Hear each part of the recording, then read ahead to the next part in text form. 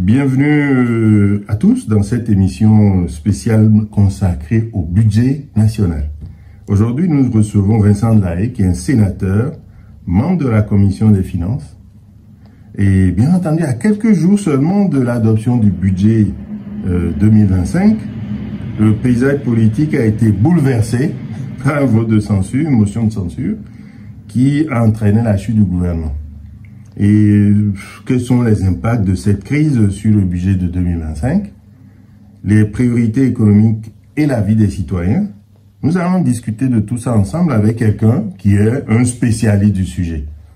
Bonjour Vincent. Bonjour Olivier. Vincent Delahaye est un acteur majeur du débat parlementaire. C'est un sénateur et c'est un des principaux que je connaisse qui soit un expert de ce sujet des finances publiques.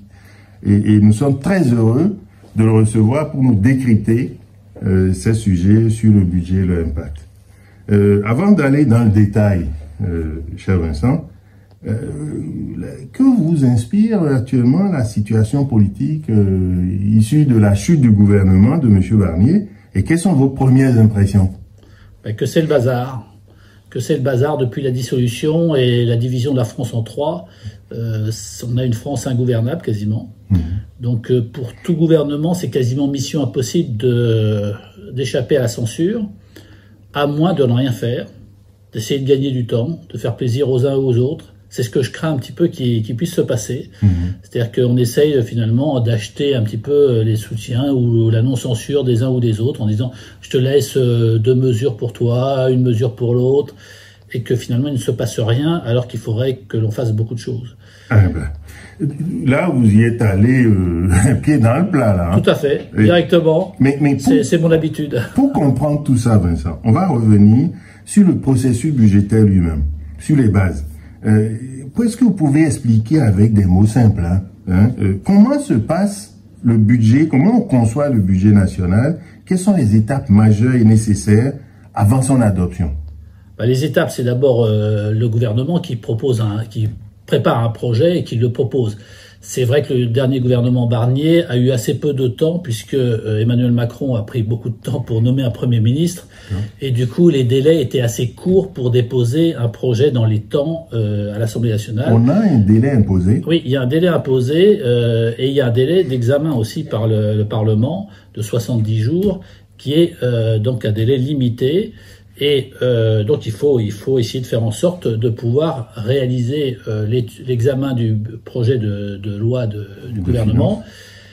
Alors on est dans un régime normalement parlementaire. En fait, on est dans un régime présidentiel. Vous le savez, Olivier. Bien sûr. Ça vous a pas échappé. Non, pas encore. Pas à ceux qui nous écoutent. Pas encore. Et en réalité, le Parlement passe beaucoup de temps sur les budgets, mais modifie très peu le budget. Parce qu'au final, souvent le gouvernement revient à peu près sur son budget et dit la version finale, ça doit être ce que j'ai proposé avec quelques petites modifications. Ce qui veut dire que le Parlement, en fait, passe beaucoup de temps sur le budget et modifie à peine 1% du budget. D'accord. Donc, et 1% du budget, c'est pas grand-chose. C'est pas grand-chose. Et pourtant, on met beaucoup d'énergie, on prend beaucoup de temps et on essaye de faire des propositions intéressantes. Mais Vincent, pardon d'un mot.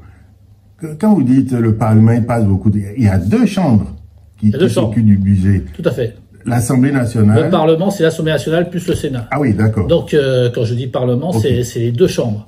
Donc, on est dans le bicamérisme. Mais dans le processus, comment ça se passe? Dans le processus, c'est que le budget passe d'abord à l'Assemblée nationale. D'accord. Donc, l'Assemblée nationale le modifie. Et la version de l'Assemblée nationale. Alors, cette année, il n'y a pas une version de l'Assemblée nationale. Puisque l'Assemblée nationale n'a pas pu adopter une version. Et donc, c'est la version du gouvernement, la version initiale qui est arrivée au Sénat. Mais en général, sinon, c'est la version de l'Assemblée nationale qui arrive au Sénat. Et ensuite, on a une version Sénat, après modification. Et la plupart du temps, elles ne correspondent pas. Donc, dans ces cas-là, il y a une commission qu'on appelle une commission mixte paritaire. D'accord. C'est-à-dire une commission entre des députés et des sénateurs qui doivent essayer de se mettre d'accord sur un texte commun, de façon à pouvoir l'adopter ensuite. C'est là où intervient souvent le gouvernement avec une majorité, quand il y a une majorité, puisque le gouvernement fait passer ses desiderata et dit « attendez, ça je peux l'accepter, ça je peux pas l'accepter ». Et comme il y a une majorité au sein de la commission mixte paritaire, on peut s'en sortir. Là, il y a toujours une majorité, mais c'est à l'Assemblée nationale où il n'y a pas de majorité. Il n'y a pas de majorité. Et donc, ça rend le jeu très compliqué. D'où le budget qui est sorti que en gros, personne n'était d'accord sur rien. Personne n'est d'accord sur rien parce que personne n'est d'accord pour faire des efforts. Et on pense toujours que les efforts, c'est l'autre qui va les faire. C'est les autres qui vont payer, c'est les plus riches. Il y a 1% de plus riches et on se dit on va les faire payer. Mais les plus riches, si on commence à les faire payer un peu trop, parce qu'ils payent déjà pas mal quand même en France, bien sûr. Si on veut les faire payer plus, ils vont partir à l'étranger. C'est le risque. Et tu penses qu'ils vont tous rester en France et ils vont tous se dire non, pas du tout. Donc, et comme les grandes entreprises, en plus, on va taxer plus celles qui produisent en France. Celles qui produisent à l'étranger, on va pas les toucher. On n'y touche pas. Donc, en réalité, on pénalise ceux qui ont choisi de rester en France. D'accord. Donc, en réalité, c'est pas une bonne idée. C'est dans l'absolu, on peut se dire tiens, on fait payer les plus riches, on fait payer les plus grosses sociétés, tout ça, mais ça joue contre notre camp. Vincent, revenons d'abord au processus. C'est très excellent ce que j'entends là, mais le processus. Donc, après la commission mixte paritaire, le projet retourne où? Alors, après, il retourne devant l'Assemblée nationale et le Sénat. Donc, à l'Assemblée nationale, le gouvernement, alors là, c'était sur la loi de financement de la sécurité sociale. On va y arriver. Il y a plusieurs budgets en France. Oui, il y a le budget de l'État, il y a le budget de la sécurité sociale et il y a le budget des collectivités. Très bien. Donc, le plus important, en fait, c'est la sécurité sociale. C'est les dépenses sociales qui, en France, sont les plus importantes et d'ailleurs qui touchent grosso modo les seniors, les plus âgés. Les plus âgés. Il y a 70% des dépenses sociales qui sont sur les plus âgés. D'accord. Donc il faut savoir quand même qu'en France, on a un système qui est très généreux et très tourné vers les plus anciens. Âgées. Ce qui n'est pas anormal en soi. Ce qui n'est pas anormal en soi, mais il faut bien l'avoir en tête. Et donc là, c'était le financement de la sécurité sociale qui a fait l'objet d'une commission mixte paritaire où députés et sénateurs ont réussi à se mettre d'accord sur une version. Ah oui, quand même. Oui, mais c'est la majorité des deux, parce que au Sénat, on a une grosse majorité, ce qui fait qu'avec la petite minorité de l'Assemblée nationale, on arrive à faire une majorité. Mais le texte final ne plaisait pas aux extrêmes, notamment, ni au Nouveau Front Populaire, à gauche, ni au Rassemblement national à droite, ce qui fait que le gouvernement, pour faire passer son texte, comme il n'avait pas de majorité à l'Assemblée nationale, le texte de la CMP, ils ont dû employer un article qu'on connaît bien maintenant, le 49.3, qui en fait dit s'il n'y a pas une motion de censure qui est adoptée, le texte est adopté sans vote. D'accord. C'est-à-dire que le gouvernement dit j'utilise le 49.3 et s'il n'y a pas de motion de censure déposée et qu'il n'y a pas de majorité donc pour renverser le gouvernement, le texte est passé. Là, en général, il y a souvent une motion de censure. Là, elle a été votée et donc le gouvernement a été censuré. Parce que les deux extrêmes se sont associés, non pas pour construire, mais pour casser.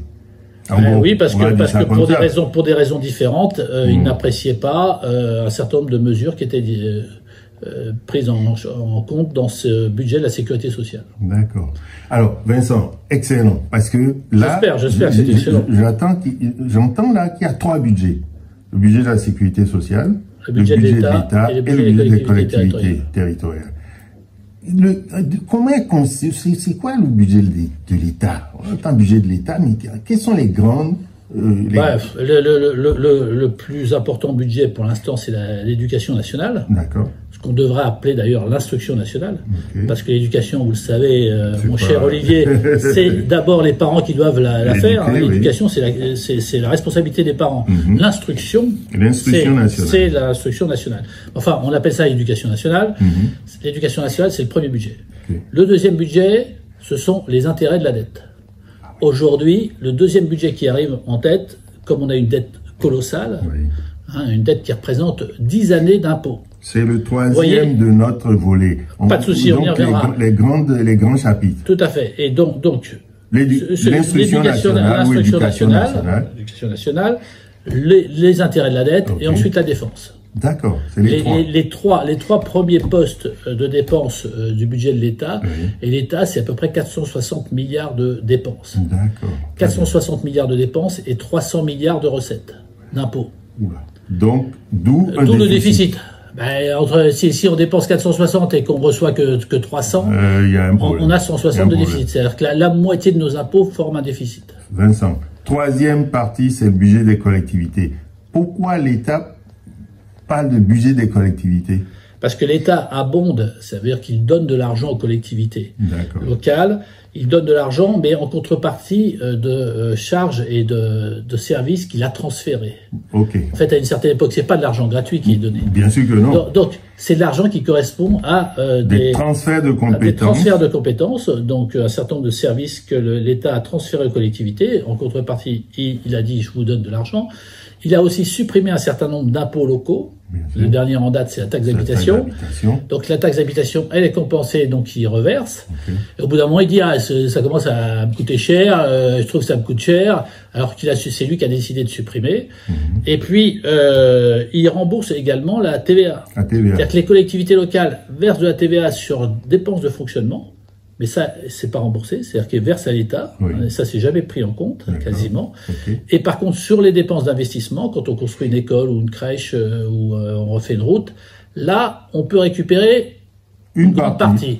Disons 80-85% de la TVA que l'on a payée sur ces dépenses-là. Et donc, là-dessus, cette année, l'État voulait revenir un petit peu sur les remboursements, alors qu'en fait, il s'agit que d'un remboursement. C'est un remboursement. En fait, on pourrait dire que les collectivités locales ne payent pas de TVA. Et puis ça s'arrête là. Et puis ça s'arrêterait là. On n'aurait pas à payer aux entreprises et l'État n'aurait pas à nous rembourser. Mais en réalité, voilà, le système en France est toujours un peu complexe. Donc là, c'est le volet dépenses. Oui.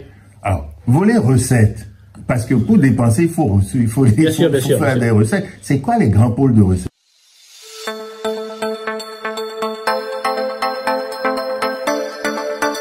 Itinéraire Business, l'émission qui parle le mieux de vos succès.